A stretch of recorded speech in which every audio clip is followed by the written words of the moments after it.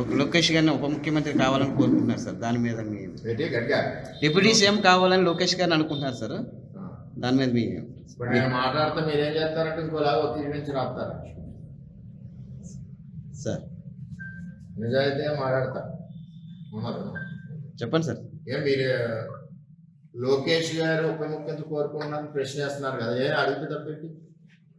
ఇవాళ పొలిటికల్ రాజకీయ పార్టీలు ఎలా ఉంటాయంటే, నిన్న కాక మొన్న జగన్మోహన్ రెడ్డి ఓడిపోయాడు, సీఎం సీఎం సీఎం అంటున్నారు లేదా? మన దగ్గరికి వచ్చాడు జగన్మోహన్ రెడ్డి ఓడిపోయిన నెలకో 2 నెలలకు వరదలకు. మరి సీఎం సీఎం అనలేదా రవణకపేటలో? అక్కడ అన్నారు లేదా? అంటే ఆ పార్టీలో ఉన్న కార్యకర్తల కోరిక ఎలా ఉంటుందంటే, వెంటనే చంద్రబాబు నాయుడు దింపేసి జగన్మోహన్ రెడ్డి ఎక్కించాలని ఉంటాడు. అంటే ఆ పార్టీలో వాళ్ళ ఇంట్రెస్ట్, వాళ్ళ మనోభావం, వాళ్ళ కసి. అలాగే జనసేన ఉంది, మళ్ళీ కళ్యాణ్ గారు సీఎం కావాలని అడగరు కార్యకర్తలు. అది కూడా ఎప్పుడు అవ్వాలి అన్నది ఒక ఆలోచనతో ఆ కార్యకర్తలు పనిచేస్తూ ఉంటారు. అలాగే తెలుగుదేశం పార్టీ ప్రతిపక్షంలో ఉన్నాం, చంద్రబాబు నాయుడు సీఎం సీఎం అనేవారు కాదా? లోకేష్ పాదయాత్రలో సీఎం సీఎం అనేవారు కాదా?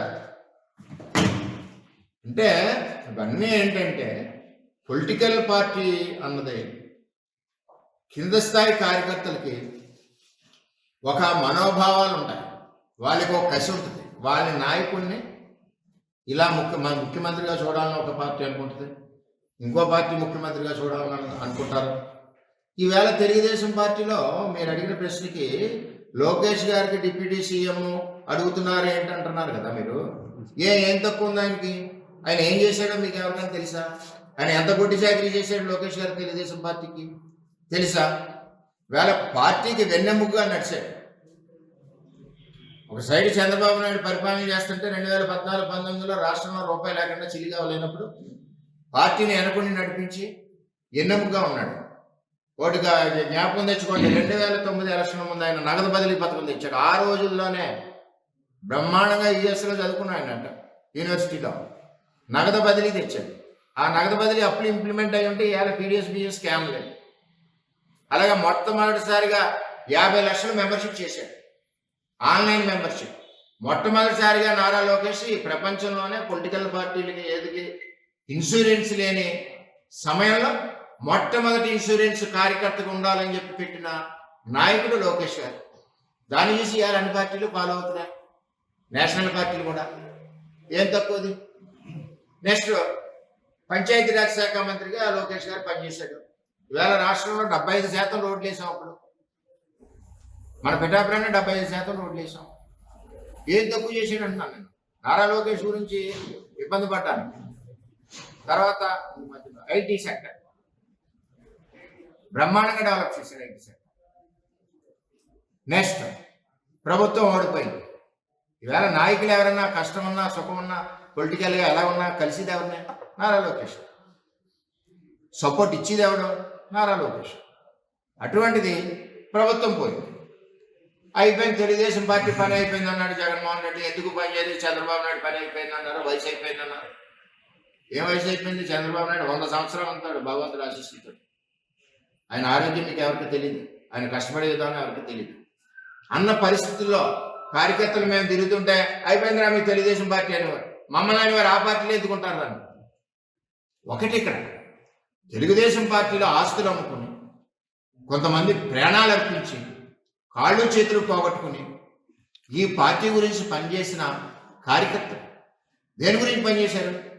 చంద్రబాబు నాయుడు నాయకత్వం కావాలి, రేపు తెలుగుదేశం పార్టీ యువ నాయకత్వం కావాలి, రేపు నెక్స్ట్ జనరేషన్కి తెలుగుదేశం పార్టీ. ఇప్పుడు చంద్రబాబు నాయుడు గారు విజన్ మన 2047 పెట్టారు, 2040 పెట్టారు. ఎందుకు పెట్టారు అంటే ఒక ప్రణాళిక. అలాగే పొలిటికల్ పార్టీలకు కూడా ఒక ప్రణాళిక ఉంటుంది. రేపు రాబోయే రోజుల్లో ఈ రాష్ట్రాన్ని నడిపించాలి తెలుగుదేశం పార్టీ తరఫున ఎవరు నడిపించగలరు? సత్తా ఉన్న నాయకుడు ఎవరంటే లోకేష్. రాబోయే రోజుల్లో తెలుగుదేశం పార్టీలో చెప్తున్నాను, నన్ను వక్రీకరించగలరు. మా కార్యకర్తల మనోభావం చెప్తున్నాను. ఈవేళ 1 కోటి మంది కార్యకర్తలు ఉన్నారు తెలుగుదేశం పార్టీలో, నారా లోకేష్ నాయకత్వంలో చేసిన మెంబర్షిప్లో. 1 కోటి మంది కాదు, రాష్ట్రంలో ఉన్న తెలుగుదేశం పార్టీ అందరూ కూడా కోరుకుంటున్నారు డిప్యూటీ సీఎం అమ్మ. పొలిటికల్ పార్టీస్ ఎప్పుడు కూడా మనుగడ సాధించాలన్నా, పార్టీ బలపడాలన్నా కార్యకర్తల మాట విన్నారు.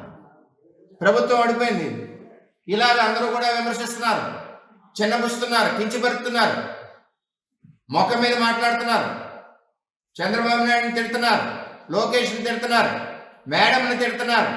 ఇన్ని బూతులు తిట్టిన నాయకత్వం కార్యకర్తలు అలా బరాయించి నా సమయంలో నారా లోకేష్ యోగాలం పాదయాత్ర మొదలుపెట్టాడు. ఎవరండి పార్టీ కోసం 3000 కిలోమీటర్లు త్యాగం చేసింది? 3000 కిలోమీటర్ల నారా లోకేష్ యోగాలం పాదయాత్ర మొదలెడితే రాష్ట్రం ఒక్కసారి చీమల దండుగా ఉప్పొంగింది. కార్యకర్తల రోమాలు నిక్కబడిచాయి, కార్యకర్త గుండెల్లో ధైర్యం నింపాడు, ప్రజలకి నమ్మకం కలిగించాడు.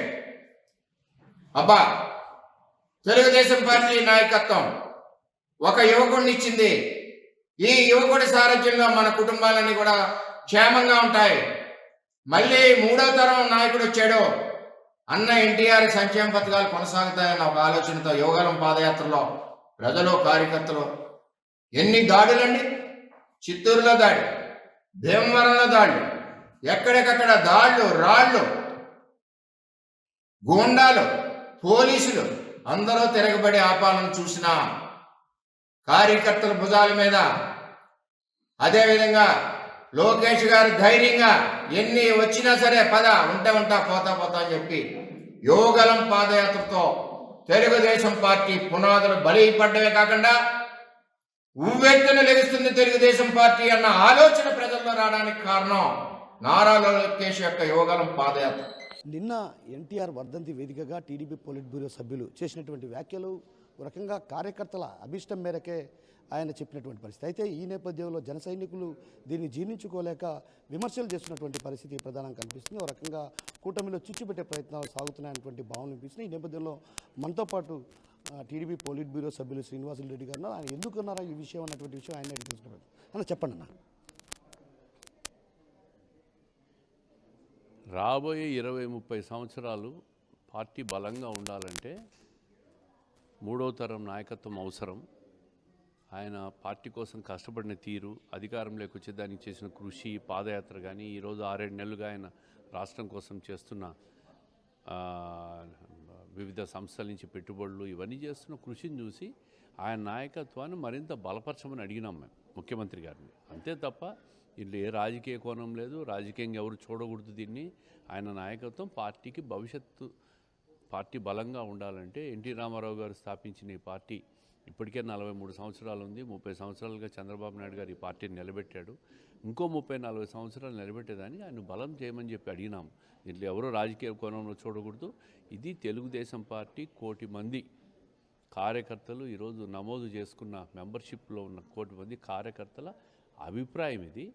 వాళ్ళ అభిప్రాయం తెలుసు. నేను పార్టీలో 12 సంవత్సరాలుగా అధ్యక్షుడిగా ఉన్నా కాబట్టి, జిల్లా పార్టీ అధ్యక్షుడిగా అందరి అభిప్రాయాలు నాకు తెలుసు కాబట్టి భవిష్యత్తు కోసం చెప్పాను. దీన్ని ఎవరు కూడా ఏ రాజకీయ కోణంలో చూడొద్దండి. ఇది కేవలం తెలుగుదేశం పార్టీ అంతర్గత వ్యవహారం. ఎన్టీఆర్ వర్ధంతి సందర్భంగా చేసిన వ్యాఖ్యలటు జనసేనలో ఓ రకంగా జన సైనికులను కూడా ఒక మనోవేదనకు గురి చేసినటువంటి పరిస్థితి. అయితే ఈ నేపథ్యంలో ఆయన తన వ్యక్తిగత అభిప్రాయంగా చెప్పడం జరిగింది. అయితే మనతో పాటు జనసేన నేత రమణ గారు ఉన్నారు. ఆయన అడిగి తెలుసుకునే ప్రయత్నం చేద్దాం. అసలు నిన్న ఆయన చేసినటువంటి వ్యాఖ్యలను ఎలా చూడొచ్చు అనే అంశం అడిగి తెలుసుకుందాం. చెప్పండి. గత వైసీపీ ప్రభుత్వం పాలించిన తీరు, ఆయన దౌర్జన్యాలు, వాళ్ళ పరిపాలన సామాన్య ప్రజలకే కాకుండా మాజీ మంత్రివర్యులు అచ్చెన్నాయుడుతో అరెస్ట్ చేసిన తీరు, స్వయానా వైసీపీ ఎంపీ రఘురామకృష్ణరాజును అరెస్ట్ చేసిన తీరు చూస్తే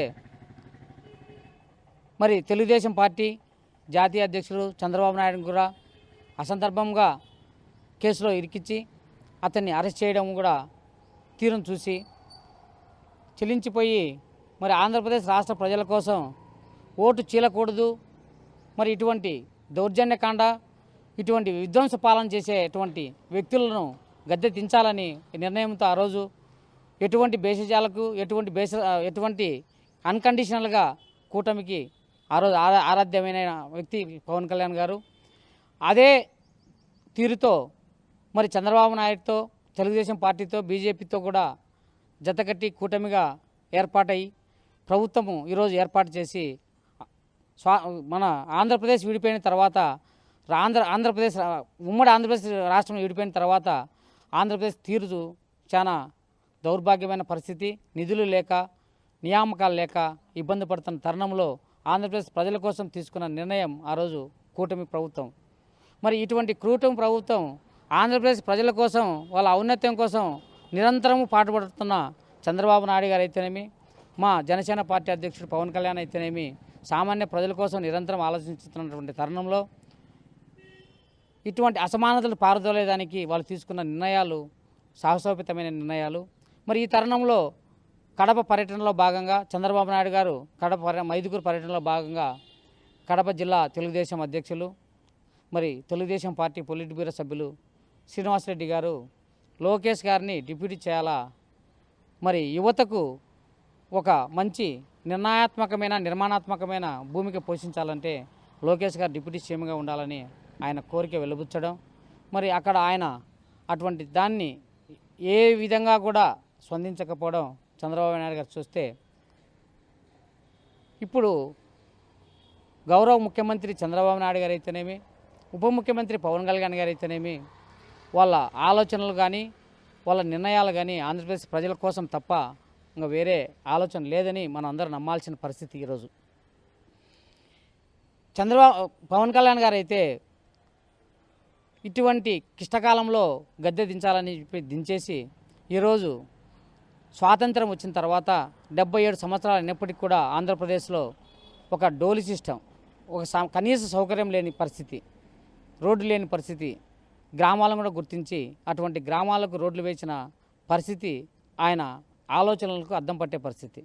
మరి ఈ ఆంధ్రప్రదేశ్ ప్రజలను సమూలంగా సమానంగా ఆర్థికంగా పాలించేదానికి ఏర్పాటు చేసుకున్న వ్యవస్థలో భాగంగా ఉద్యోగస్తుల మీద దాడి చేసిన తర్వాత కడపకు వచ్చి ఆ ఎంపీడీఓ గారిని పరామర్శించి, మరి కడప నుంచి గాలివీడికి 100 కిలోమీటర్లు పోను రాను 200 కిలోమీటర్లు అతనికి ప్రాణహాని ఉన్నప్పటికీ కూడా ప్రయాణం చేసి ఉద్యోగస్తులందరికీ కూడా ధైర్యం నింపిన వ్యక్తి పవన్ కళ్యాణ్ గారు.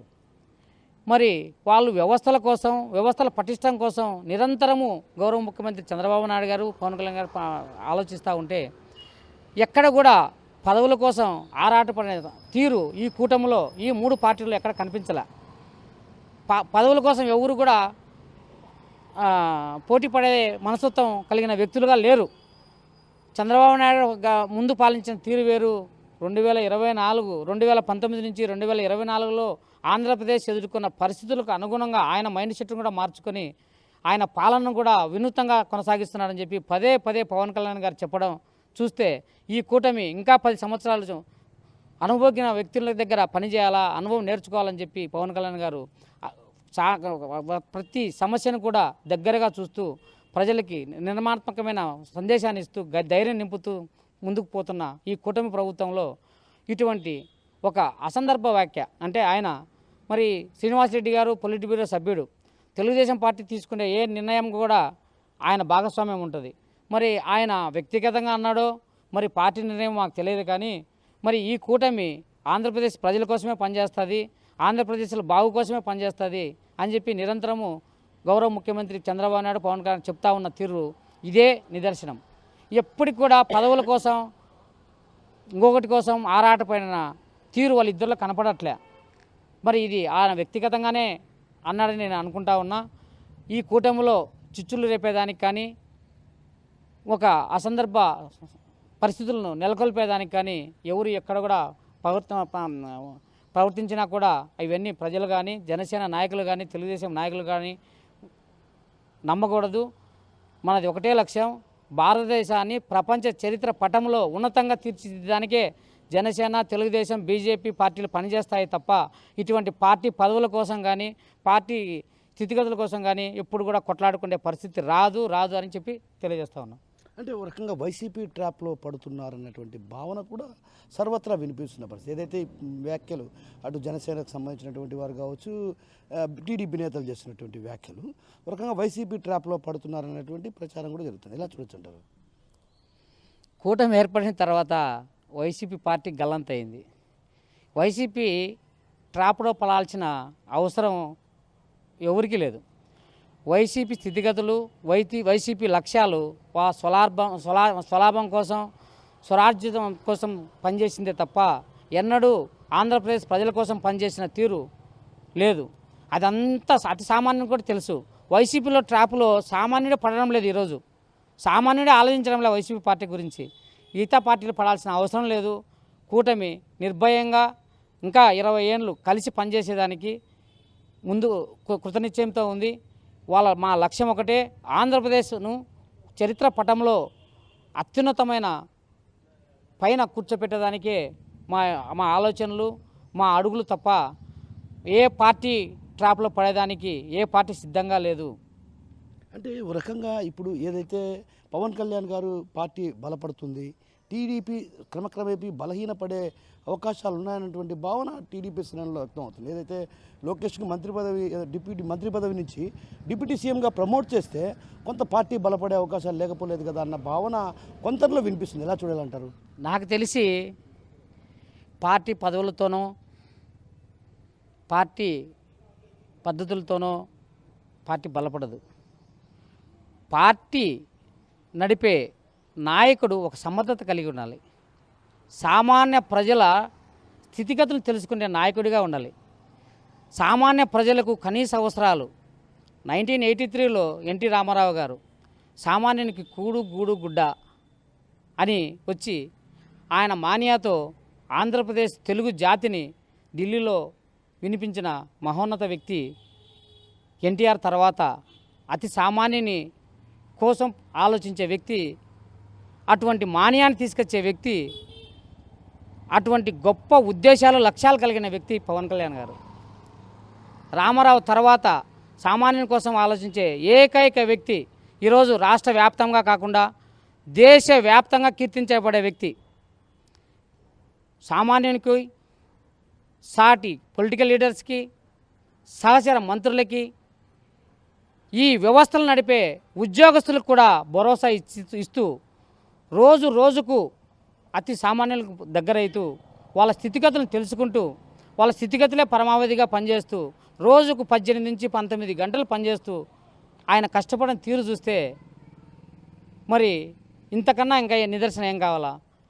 ఏ పదవులు ఇస్తేనో పార్టీ బలపడుతుందని కాదు, ఏ పదవులు పొందితేనే పార్టీ బలపడదు.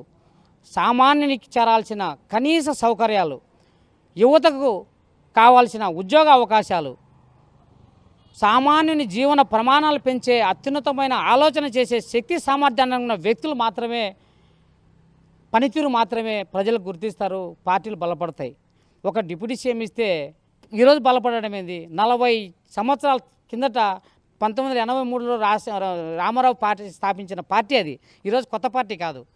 మరి ఈరోజు జనసేన పార్టీ ఒక కుటుంబ నేపథ్యం కాకుండా ఒక కుటుంబం నుంచి ఒక వ్యక్తి సీఎంగా లేడు. ఒక సామాన్యుడు పార్టీ ఏర్పాటు చేసి సామాన్య ప్రజల కోసం పనిచేస్తున్నాడు. కాబట్టి ఈరోజు జనసేన పార్టీ మారుమూల గ్రామాలకైతేనేమి, ఈ ఆంధ్రప్రదేశ్ కాదు భారతదేశంలో ఉన్న అంత ప్రజలు పవన్ కళ్యాణ్ వైపు చూసే ధోరణి ఆయన కల్పించుకుంటా ఉన్నాడు.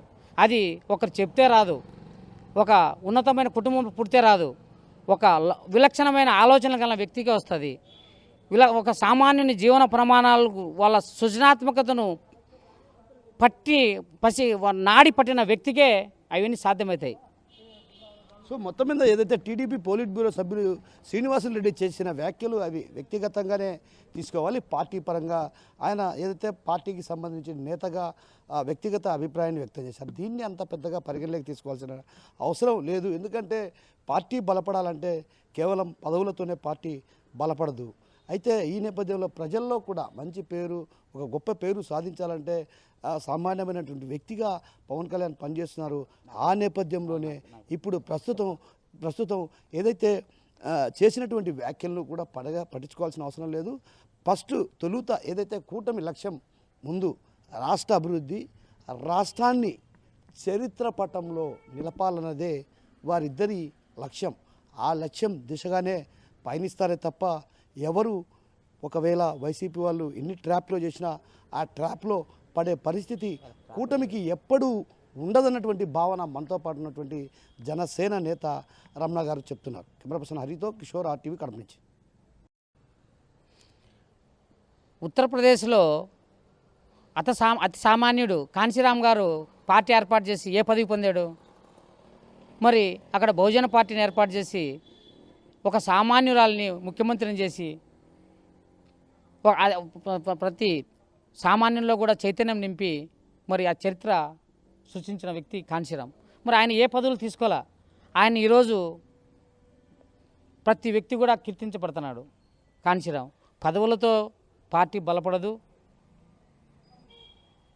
ఇంకొక దాంతో పార్టీ బలపడదు.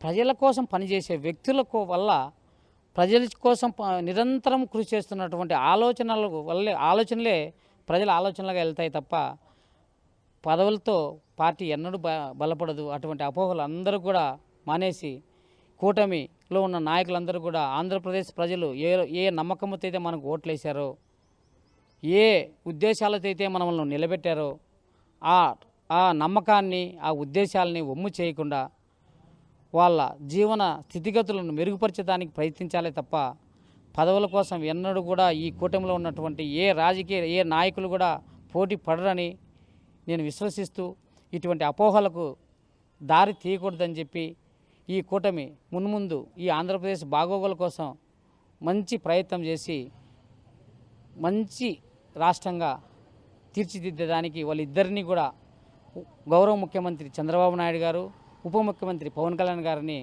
ఆ భగవంతుడు మంచి ఆరోగ్యాన్ని ప్రసాదించి ఈ రాష్ట్రంలో మంచి భూమిక పోషించి ఈ దేశంలోనే ఉన్నత రాష్ట్రంగా తీర్చిదిద్దడానికి వాళ్ళకి శక్తియుక్తులు ప్రసాదించాలని కోరుకుంటాను. గత వైసీపీ అరాచక ప్రభుత్వ పాలనను ఎదుర్కొనే విధానంలో అయితేనేమి, చంద్రబాబు నాయుడు గారిని అరెస్ట్ చేసిన తర్వాత మరి నిస్సహాయత ఉన్నటువంటి జైల్లో ఉన్నటువంటి చంద్రబాబు గారిని పరిచయం ఆయన్ను పలకరించేదానికి తీసుకున్న నిర్ణయం సాగుతోపోయిన నిర్ణయం. మరి ఈ కూటమి ప్రభుత్వం ఏర్పాటు చేయడంలో ముఖ్య భూమిక పోషించినటువంటి పవన్ కళ్యాణ్ గారికి సీఎంగా కాకుండా అనుభవజ్ఞుడైన నన్ను ప్రపోజ్ చేసినాడు కాబట్టి మరి ఇటువంటి శక్తివంతుని ధైర్యవంతమైనటువంటి నాయకునికి నాతో సమానంగా గౌరవ మర్యాదలు ఎక్కడ తగ్గకుండా చూసుకుంటానని చెప్పి ఒక డిప్యూటీ సీఎం పోస్ట్ అంటే ఒక సీఎంతో సమానమైన పోస్టుగా ఆ రోజు ఆయన చంద్రబాబు గారి అభివర్ణించి చూసాం మనం. చంద్రబాబు నాయుడు గారు నాకు కలిగే గౌరవ మర్యాదలు ఎక్కడ కూడా పవన్ కళ్యాణ్కి జరగాలి. నా ఫోటో ఎక్కడుంటే పవన్ కళ్యాణ్ గారికి అదే సైజులో అక్కడే నా పక్కనే ఫోటో పెట్టే విధంగా మరి అన్ని ప్రభుత్వ సంస్థలకు చంద్రబాబు నాయుడు గారు చెప్పడం చూస్తే అంటే రాష్ట్రానికి ఒకరే సీఎం ఉంటారు కాబట్టి సమానమైన హోదా కల్పించినటువంటి డిప్యూటీ సీఎం పోస్టును క్రియేషన్ చేయడం, మరి ఆయనకు సమాంతరంగా హక్కులుగా ఆయనకు సమాంతరమైన గౌరవ మర్యాదలు కల్పించే విధంగా చంద్రబాబు నాయుడు గారు ఆ రోజు నిర్ణయం తీసుకున్నారు. డిప్యూటీ సీఎం అంటే డిప్యూటీ సీఎం అనేది ఆశామాషి ఈరోజు కాదు. గత ప్రభుత్వం 5 మంది డిప్యూటీ సీఎంలు ఇచ్చింది. పేరుకు మాత్రమే కులాలకు మతాలకు ఆ కులానికి 5 డిప్యూటీ సీఎంలు ఇచ్చి ఒక డమ్మీ పోస్టులు ఇచ్చి నడిపిన తీరు ఆ ప్రభుత్వం అయితే ఈరోజు డిప్యూటీ సీఎం తీసుకునే నిర్ణయాలు అన్నీ కూడా సమాంతరంగా తీసుకునే నిర్ణయాలను ఏర్పాటు చేసి గౌరవ మర్యాదలన్నీ కూడా సమానంగా ఆయనకు కలిగే విధంగా ఏర్పాటు చేసిన ఆ రోజు ఆయన చంద్రబాబు నాయుడు గారి మాటల్లో మనం విన్నాం. మరి అటువంటి బలమైన శక్తివంతమైన సామాన్య ప్రజల స్థితిగతులు తెలిసిన వ్యక్తిగా గుర్తించినాడు కాబట్టే ఈ గౌరవ మర్యాదలు చంద్రబాబు నాయుడుకి ఇవ్వడం జరిగింది. దీన్ని అందరూ గమనించాలా. తెలుగుదేశం కాదు, జనసేన కాదు, ఆంధ్రప్రదేశ్ ప్రజలందరూ కూడా ఇది గుర్తించాలా. ఈ రోజున నారా లోకేష్ గారికి డిప్యూటీ సీఎం పదవి ఎందుకు ఇవ్వాలి అనే ఒక క్వశ్చన్గా ప్రతి ఒక్కరు అడుగుతున్నారు. దానికి సంబంధించినటువంటి గతంలో 2019లో నారా లోకేష్ గారు ఓడిపోయినప్పటికీ మంగళ నియోజకవర్గంలో ఎన్నో అభివృద్ధి పనులు, అంతేకాకుండా మన యోగాల పాదయాత్ర చేసి తను చెప్పిన హామీలన్నీ నెరవేరుస్తూ ఈ రోజుకి కూడా చాలా గొప్పగా జరగడం కూడా జరిగింది. ఈ రోజున నారా లోకేష్ గారు గతంలో అతను మంత్రిగా చేశారు. ఈ రోజుకి కూడా విద్యాశాఖ మంత్రిగా చేస్తున్నారు. వారికి డిప్యూటీ సీఎం ఇవ్వడం కూడా సమంజసం అని కూడా తెలియపరుస్తున్నాం. అంతేకాకుండా తెలుగుదేశం పార్టీ ప్రెసిడెంట్ పదవి కూడా ఇవ్వాల్సింది కూడా మేము కోరుకున్నాం. ఆంధ్రప్రదేశ్ స్టేట్ ప్రెసిడెంట్ పదవి ఇవ్వాల్సిందిగా కూడా కోరుకుంటున్నాం, విన్నవించుకుంటున్నాం. అంతేకాకుండా చంద్రబాబు నాయుడు గారు ఈరోజు గతంలో సీఎం చేసినట్టుగా అదే స్టిల్తో ఈరోజు నారా లోకేష్ గారు కూడా దానికి తండ్రికి తగ్గ తనయుడిలాగా ఈరోజు కూడా గట్టి మంచి పనులు చేస్తూ విద్యతోనే సాధ్యం ఏదైనా అని చెప్పి విద్యాశాఖ మంత్రి ఇచ్చినప్పటికీ దానికి మగటం లేని మహారాజులాగా మంగళగిరిలో మగటం లేని మహారాజులాగా ఈరోజు నారా లోకేష్ గారు చేస్తున్నారంటే చాలా గొప్ప విషయాన్ని కూడా తెలియపరుస్తున్నాం. ఈరోజు కూడా మేము చెబుతూనే ఉన్నాం, నారా లోకేష్ గారు ఏ విషయమైనా కానీ తనదంటూ శైలిలో గుర్తింపు వచ్చేలాగా మంగళగిరి అనే కాకుండా రాష్ట్రంలోనే మొట్టమొదటిగా మన ఆంధ్రప్రదేశ్ నెంబర్ 1గా ఉండాలనేసి ఆయన ఆలోచన ధోరణి చాలా గొప్ప విషయాన్ని కూడా తెలియపరుస్తాం. వారికి డిప్యూటీ సీఎం ఇవ్వటం కూడా సమంజసమని కూడా మేము తెలియజేస్తూ నారా చంద్రబాబు నాయుడు గారిని కూడా మేము కోరుకుంటున్నాం. మంగళగిరి వాస్తవులుగా 8వ వార్డుకు చెందిన బాసాడి పానకాలనే నేను నారా లోకేష్ గారి అభ్యర్థాన్ని నేను చాలా సంపూర్ణంగా నమ్ముతున్నాను. ఎందుకంటే గడిచిన కాలంలో ఆయన విద్యాశాఖ మంత్రిగా ఎన్నో సమిష్టమైన ఆలోచనలు చేసి ఒక విద్యాశాఖ మంత్రి ఒక ఆంధ్రప్రదేశ్ రాష్ట్రానికి ఎట్లా ఉండాలో అది తెలియజేశారు. ఎందుకంటే కొన్ని నిర్ణయాలు తీసుకునేటప్పుడు ఆ నిర్ణయాలు మేధావుల దృష్టిలో సమీక్షించి ఈ నిర్ణయం కరెక్టా కాదా అని తెలియచేయటంలోనే ఆయన యొక్క వ్యక్తిత్వమే తెలుస్తుంది. ఒక ఉన్నతమైన విద్యావంతుడు మనకి మన రాష్ట్రానికి విద్యాశాఖ మంత్రి అవుతే మన రాష్ట్రం ఎంత బాగుపడుతుందో మనం అందరం చూసాము. అలాగే సార్ గారిని మన ఉప ముఖ్యమంత్రిగా చేస్తే ఇంకా రాష్ట్రం అనేది అభివృద్ధి పదంలో నడుస్తుందని నా యొక్క ఆకాంక్ష. నా పేరు పానకాలు, నేను ఎంఎస్సి బీఈడీ చేశాను. నేను టీచర్గా 17 సంవత్సరాల నుంచి నేను పనిచేస్తున్నాను. నేను ఎంతోమంది విద్యాశాఖ మంత్రులను చూశాను, కానీ ఇటువంటి విద్యాశాఖ మంత్రిని నేను ఎప్పుడూ చూడలేదు. ఒక నిర్ణయం తీసుకుంటే అది గవర్నమెంట్ పరంగా కాకుండా మేధావులతో చర్చించి ఉన్నత విద్యావంతులతో చర్చించి ఇది కరెక్టా కాదని తెలియచేసే ఏకైక నాయకుడు మన నారా లోకేష్ గారు.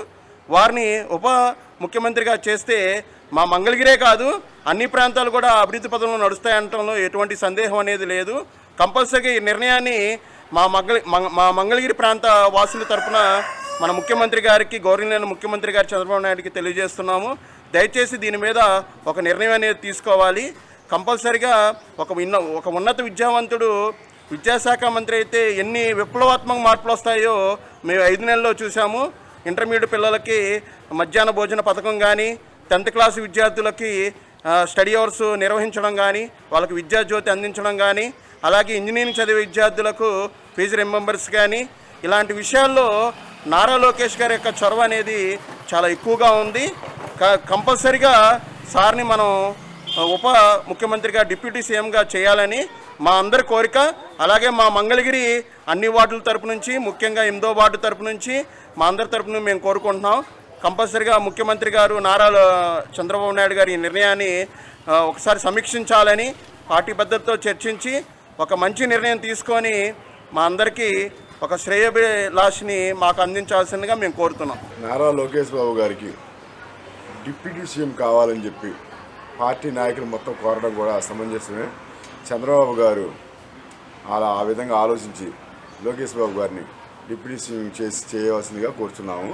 అలాగే పార్టీ అధ్యక్ష పదవి కూడా జాతీయ ప్రధాన కార్యదర్శి ఆల్రెడీ లోకేష్ గారు, ఆ పార్టీ అధ్యక్ష పదవి కూడా లోకేష్ గారికి ఇవ్వాల్సిందిగా మంగళగిరి వాసులుగా, మంగళగిరి నుంచి మంగళగిరి పార్టీ నాయకులుగా మేము కోరుతున్నాము.